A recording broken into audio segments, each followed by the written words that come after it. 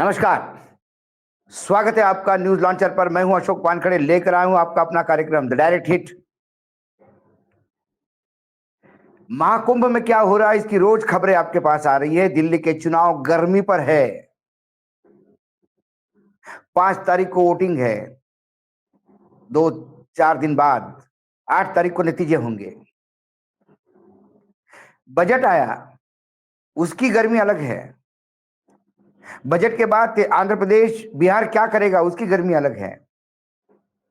Budget में जो गाया जा रहा वो तो नहीं आया, लेकिन इसके बीच में एक खबर जो गोदी मीडिया दिखाएगी नहीं, क्योंकि वो सरकार को सूट नहीं करती, लेकिन उस खबर ने सीधा हिट किया है योगी आदित्यनाथ को। मुझे लगता है कि बुरे दिन आते हैं तो ऊंट पे बैठे हुए आदमी को भी कुत्ता काट लेते हैं, और ऐसे ही बुरे दिन क्या योगी आदित्यनाथ के हैं। हादसे पे हादसे, मौतों पे मौत हो रही है। साधु संत समाज भी खिलाफ बोल रहा है। गोदी मीडिया भले ही चुप हो, लेकिन सोशल मीडिया ने महाकुंभ में हो रहे अव्यवस्था को पूरे देश के सामने लाया। एक जो आभा पूरे भारतवर्ष में फैलाई गई थी कि योगी का बुलडोजर, योगी की लॉ एंड ऑर्डर, योगी है तो सब कुछ है, उस योगी की पोल अब खुलती हुई दिखाई दे रही है। और अब अयोध्या, अयोध्या जो राम की जन्मस्थली है, अयोध्या जहां राम लला को ये लाए हैं, ऐसे नारे लगाते हैं। अयोध्या जहां सर्वोच्च न्यायालय के आदेश से भले ही मंदिर बना हो, लेकिन क्रेडिट पूरा नरेंद्र मोदी और योगी आदित्यनाथ लेते हैं। इसी अयोध्या में 25-25 लाख दिए जलाए जाते हैं दिवाली के समय। इस अयोध्या में लोकसभा चुनाव में बुरी तरह से बीजेपी हारी,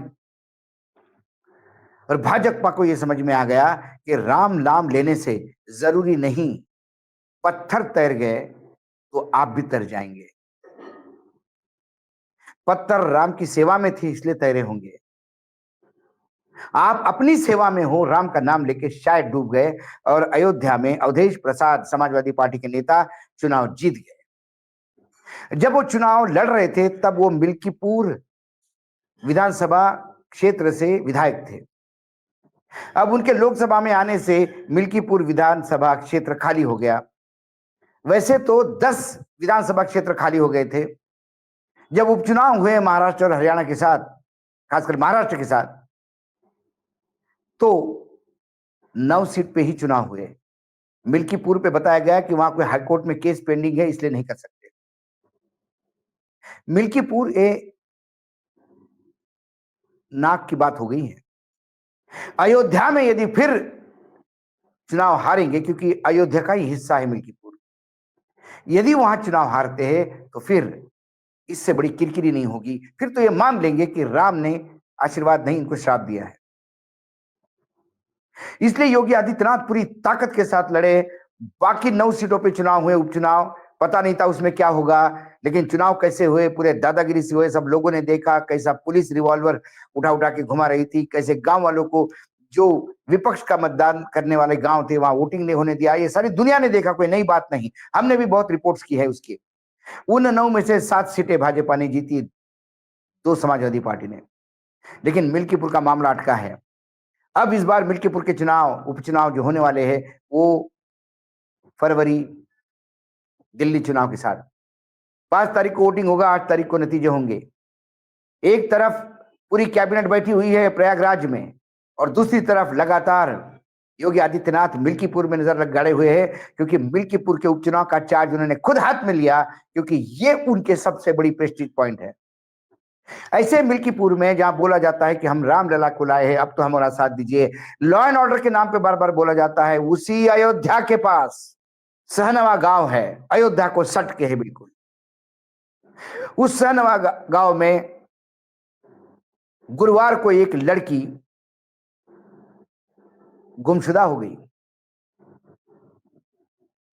गरीब घर की लड़की है, पूरा परिवार लगा, पूरा गांव देखने में लगा। पुलिस में कंप्लेंट हुई, पुलिस भी टीमें लगा के लड़की को ढूंढ रही थी।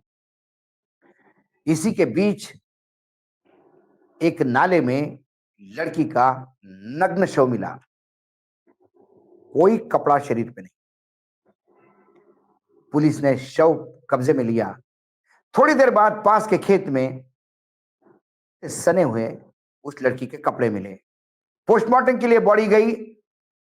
उस लड़के के साथ व्यभिचार हुआ कि नहीं हुआ ये कह नहीं सकते, लेकिन कपड़े बयां कर रहे हैं। लड़की की लाश और कपड़े बयां कर रहे हैं कि उसके साथ व्यभिचार हुआ है। पूरा गांव कह रहा है, बच्चे के माता पिता कह रहे हैं, पुलिस कह रही है कि हम पोस्टमार्टम की इंतजार करेंगे, करना भी चाहिए, साइंटिफिक एविडेंसेस होते हैं। इसके पहले मंदिर परिसर में ही काम करने वाली दलित लड़की के साथ क्या हुआ ये भी खबरों में हमने बहुत देख लिया। मिल्कीपुर चुनाव जब 4 दिन के बाद वोटिंग होगा और इस लड़की का नग्न शरीर सीधा हिट करता है योगी आदित्यनाथ को, क्योंकि वो जवाब मांगता है लॉ एंड ऑर्डर का। यदि रामलला लाने के बाद राम राज्य स्थापित हुआ तो फिर उस लड़की के साथ दुर्व्यवहार क्यों? उसका नग्न शरीर क्यों मिलता है?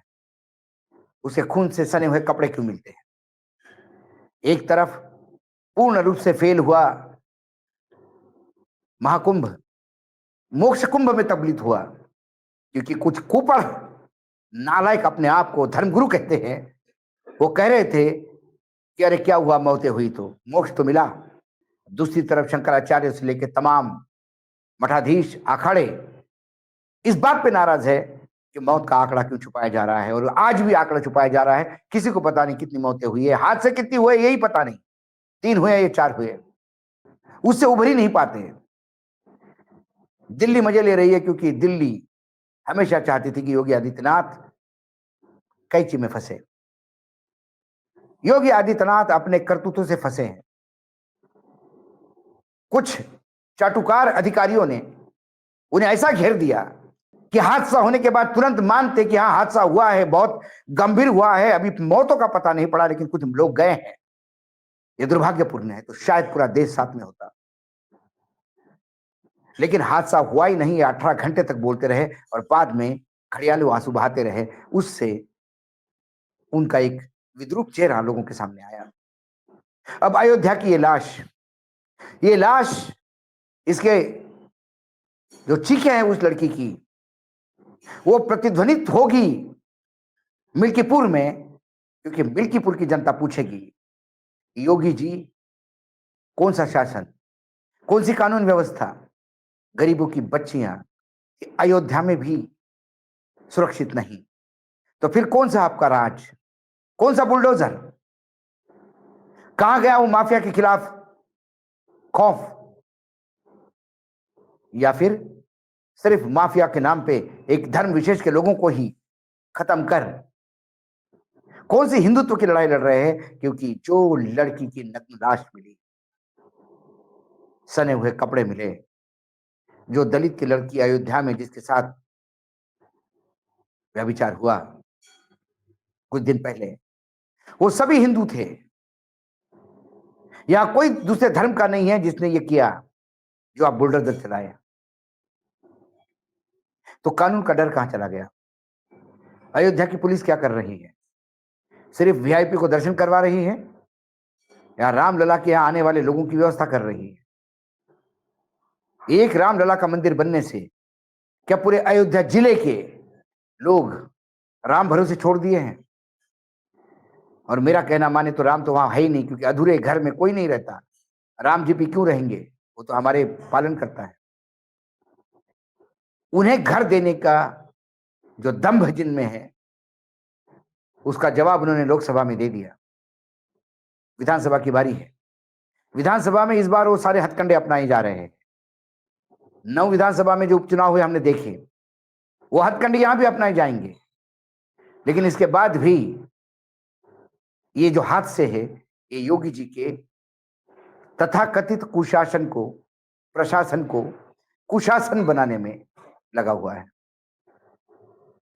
मिल्कीपुर की जनता इस लड़की के मौत का हिसाब पूछ रहे हैं और समय बहुत कम है। आज 2 तारीख है, 3 दिन बाद चुनाव है। 3 दिन में योगी जी क्या करेंगे?